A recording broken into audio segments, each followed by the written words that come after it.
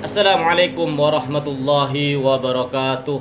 Alhamdulillah rabbil alamin, wassalatu wassalamu ala sayyidina Muhammadin wa ala alihi washabihi ajma'in, amma ba'du.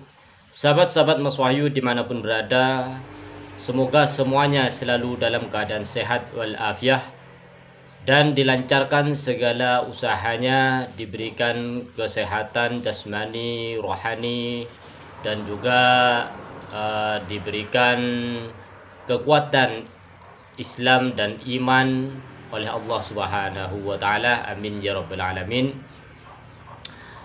Pada kesempatan ini, saudara-saudaraku, saya akan menanggapi sebuah video yang baru saya temukan, dan video ini tayang 20 jam yang lalu dari sebuah channel YouTube ya, yang di sini, di mana mereka mengatasnamakan aliansi pecinta ulama Nusantara. Ini memberikan somasi kepada Habib Muhdhor, di mana sebelumnya Habib Muhdhor mengatakan kepada Imad dan kelompok-kelompoknya, atau siapa saja yang menebarkan fitnah mengadu domba antara habaib dengan ulama Nusantara, Habib Muhdhor akan memberikan shock terapi tegangan tinggi. Nah, ternyata di sini ditanggapi oleh aliansi pecinta ulama Nusantara. Ya, kita saksikan bareng-bareng. Desak Habib Muhdhor Tanggul untuk minta maaf dan klarifikasi. Dalam ceramah saudara kepada jamaah yang bisa didengar oleh umum, saudara mengatakan bahwa Imad alias Kiai Haji Imaduddin Utsman dan kelompoknya adalah dajjal. Dan saudara mengatakan akan memberikan shock terapi tegangan tinggi kepada mereka, seperti layaknya shock terapi yang diberikan kepada kelompok Syiah di Madura, di mana pada kejadian persekusi di Madura tahun 2011 dan tahun 2012 silam yang tersebut sampai menimbulkan korban jiwa. Sehingga dengan demikian jelas ucapan saudara tersebut bisa menimbulkan kesan provokasi, ujaran kebencian, menyebabkan kegaduhan di masyarakat dengan ancaman bahwa kelompok Imad Dajjal atau pasukan Dajjal Imad ini yang Anda sebut akan dilakukan persekusi sampai menimbulkan. Seperti itu, saudara-saudaraku. Mereka semua berkumpul dalam nama aliansi pecinta Nusantara. Akan tetapi mereka seolah-olah merasa paling Nusantara, paling di bumi. Seolah-olah mereka yang paling berkuasa di negeri ini. Mereka tidak menyadari Imad dan golongannya yang melakukan adu domba, mencaci maki para ulama-ulama yang membela habaib, bahkan langsung membuli habaib, baik itu Habib Lutfi bin Yahya,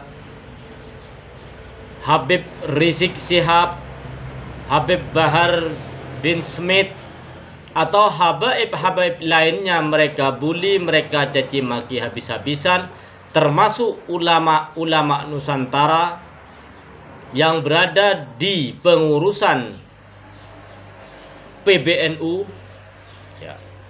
Pengurus besar Nahdlatul Ulama, mulai dari ketua umumnya, mulai dari rais amnya, sampai ke bawah tingkat kecamatan, bahkan tingkat ranting. Apabila terdengar oleh kelompok mereka, pengurus-pengurus NU ini takdim kepada para habaib, mereka tidak segan-segan akan mencaci makinya di media sosial. Dibilang budak Yaman lah, dibilang penjajah lah, dibilang PKI lah. Kemana aliansi pecinta Nusantara ini ketika habaib dan muhibbin-muhibbinnya dibully dan dicaci maki, kok tidak muncul? Kemana ketika Fuad Pleret, Fuad Botak ingin melakukan apa itu namanya, persekusi terhadap para habaib, kok tidak muncul? Kemana aliansi ini ketika si Qori mengatakan Ba'alwi bajingan, Ba'alwi jahannam? Kemana mereka semua? Kok tidak muncul? Maka ketika Habib Mukhdar memberikan tanggapan, memberikan reaksi terhadap mereka yang selalu dibiarkan tapi selalu melonjak ini,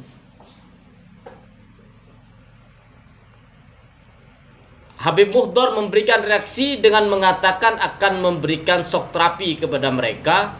Akan tetapi sekumpulan aliansi ini ingin melaporkan Habib Mukhdar dengan kasus pengancaman ataupun perbuatan tidak menyenangkan dan ujaran kebencian. Padahal mereka golongan Imaduddin, Fuad Pleret, si Qori dan si Abbas Buntet inilah yang membakar api terlebih dahulu. Ya, yang menyalakan api lebih dahulu itu adalah golongannya mereka. Adapun ada salah satu dari kelompok Habib ini salah, mungkin di dalam menyampaikan tausiahnya atau ceramahnya, itu bukan berarti semuanya dibungkus dalam kesalahan tersebut. Harus dinilai secara objektif. Mana Habib yang salah dan mana Habib yang tidak bersalah. Jangan semuanya dibungkus dalam satu keranjang. Ya, ibarat begini. Misalkan ada polisi satu yang jahat, apakah semua polisi kita samakan semuanya? Andai kata ada ulama dari golongan Trah Wali Songo melakukan kesalahan, apakah kita akan mengklaim semua ulama keturunan Wali Songo ini tidak baik? Ya, tidak seperti itu. Maka ketika ada Habib yang salah, keliru di dalam menyampaikan sebuah pendapat, lah cukup itu saja yang dibenerin. Jangan kemudian para habaib dimusuhi semua.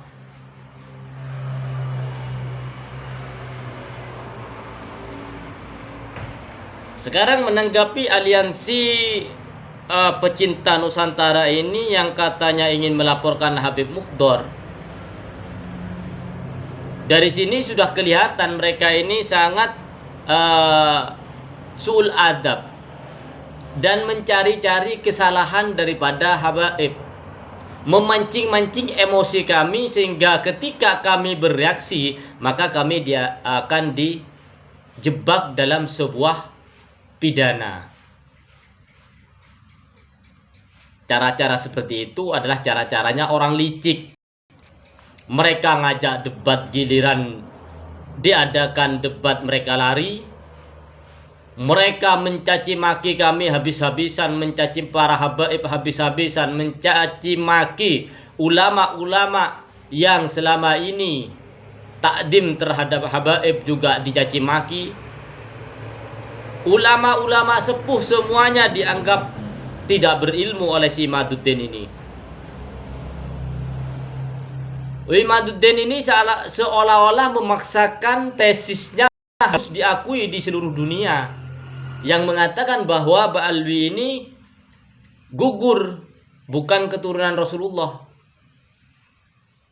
Imaduddin ini seakan-akan ingin mengatur semua ulama di dunia ini supaya tunduk pada tesisnya, tanpa dia itu berkaca, bercermin siapa dia. Dari mana orang ini mendapatkan ilmu.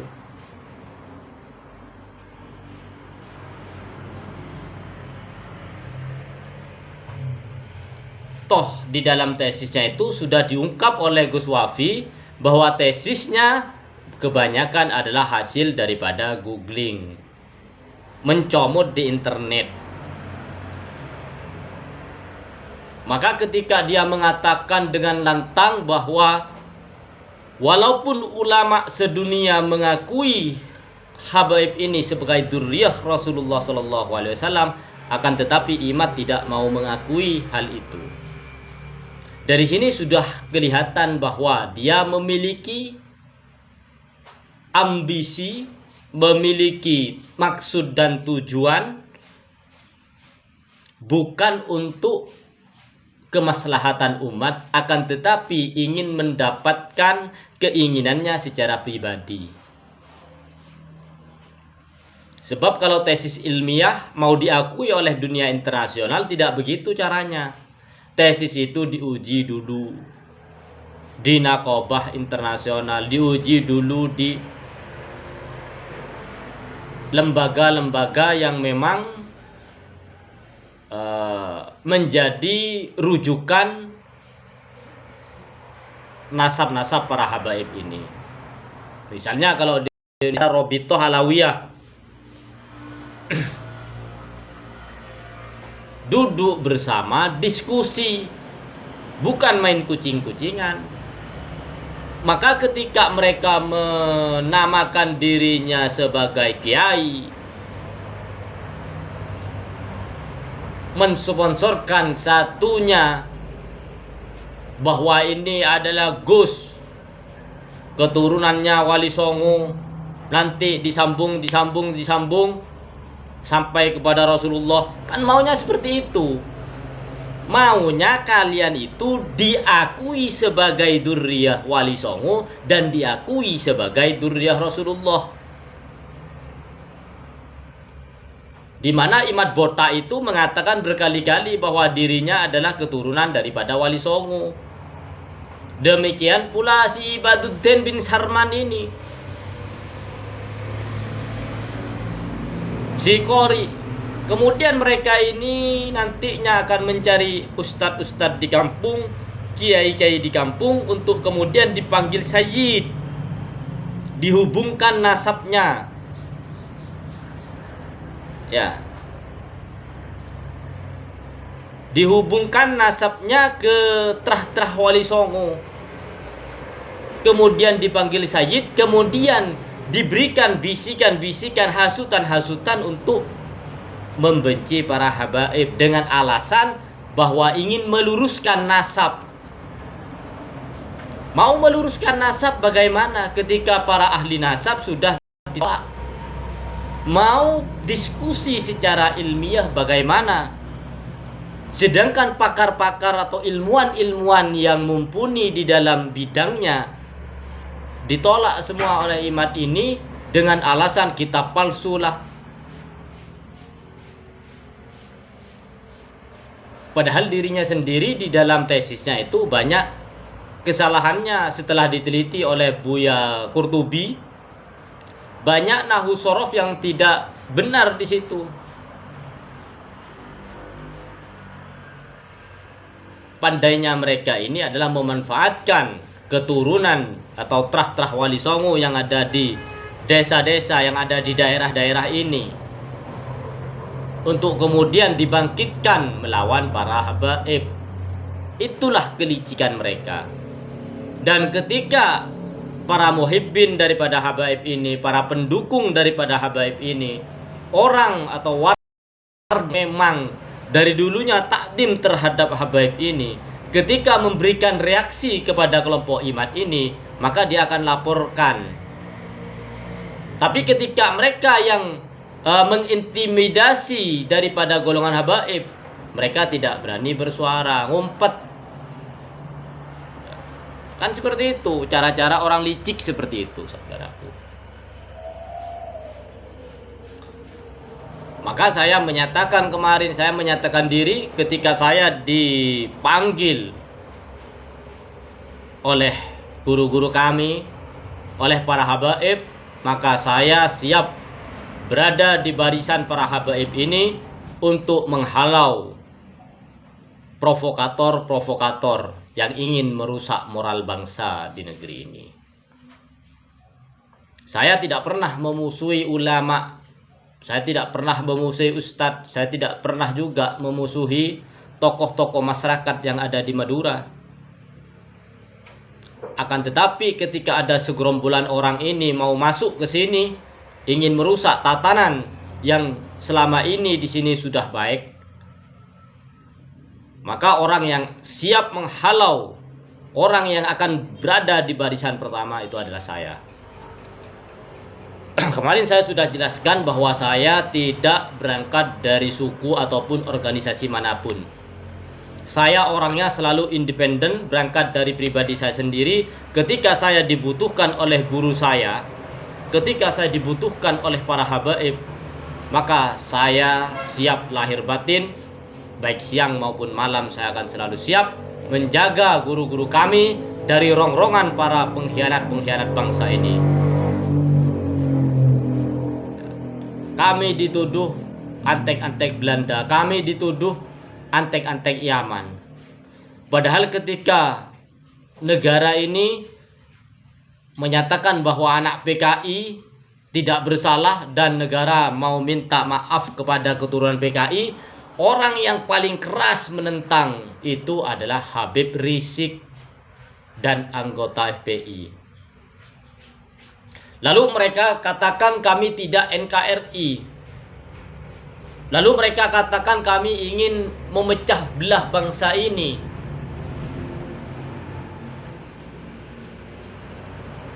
Kalian tidak melihat bahwa di pemerintahan sekarang itu ada Habib Lutfi bin Yahya yang juga keturunan Bani Alawi.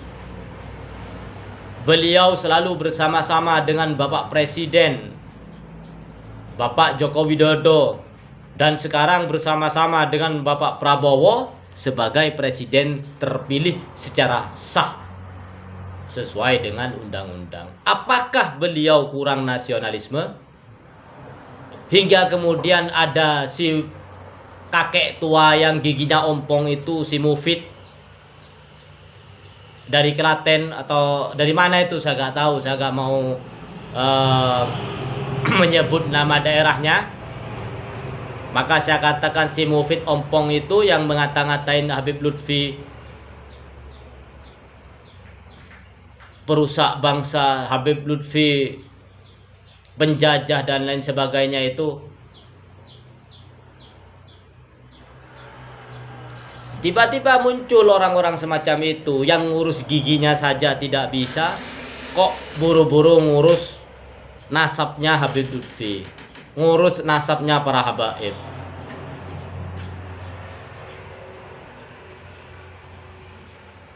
Kalau ada yang mengatakan bahwa si Fuad Durriyah Rasul, maka orang pertama yang tidak akan percaya itu saya. Gak ada Durriyah Rasul macam itu, gak ada. Dilihat dari akhlaknya saja sudah tidak mencerminkan ajaran baginda Rasulullah SAW. Apalagi dari segi keilmuannya. Maka kelompok-kelompok ini akan mencari orang yang sama-sama nasibnya, orang-orang yang sama-sama kecewa, orang yang sama-sama sakit hati, kemudian dibuatlah suatu kelompok, kemudian memberikan tugas masing-masing. Seperti itu. Yang mana kita ketahui sebelumnya bahwa si Fuad Botak ini merupakan pendukung daripada Ganjar Mahfud. Akan tetapi kalah. Si Imaduddin ini sendiri kabarnya, ini ada salah satu kiai yang mengatakan bahwa dia itu mencalonkan diri sebagai bupati, ingin mencalonkan diri sebagai bupati, akan tetapi tidak direstui oleh Habib Rizik. Selain itu kabarnya, ini bukan dari saya datangnya. Saya mendapatkan video kemarin dari salah seorang kiai yang mengatakan bahwa Imaduddin ini kecewa terhadap habaib yang ada di kelompoknya Habib Rizik. Karena yang pertama ingin mencalonkan bupati tidak direstui, kemudian dia mengajukan diri kepada Robitoh, ingin masuk ke kalangan habaib, ingin diakui sebagai habib juga tidak bisa. Dan kabar yang ketiga, dia ingin melamar putri salah seorang habib dan juga tidak diterima. Maka dari itu si Imaduddin ini kecewa, kemudian mulai menyerang-nyerang nasab para habaib dengan tesis-tesisnya, dengan apa itu namanya, segala cara lah dia menyerang habaib ini. Seperti itu.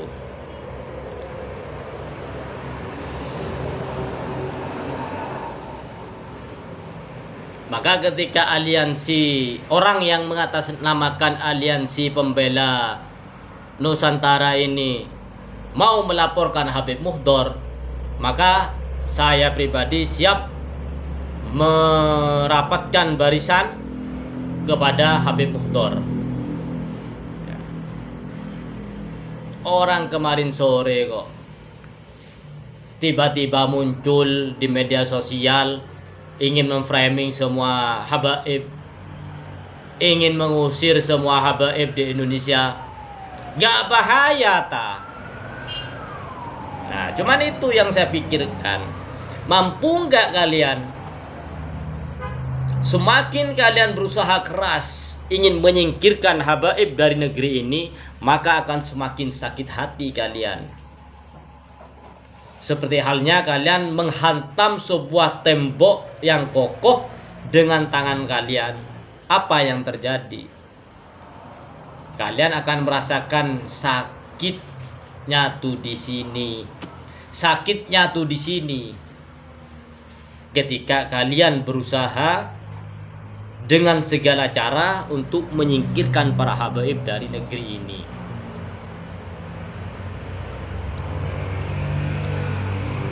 Mungkin itu saja saudara-saudara yang ingin saya sampaikan.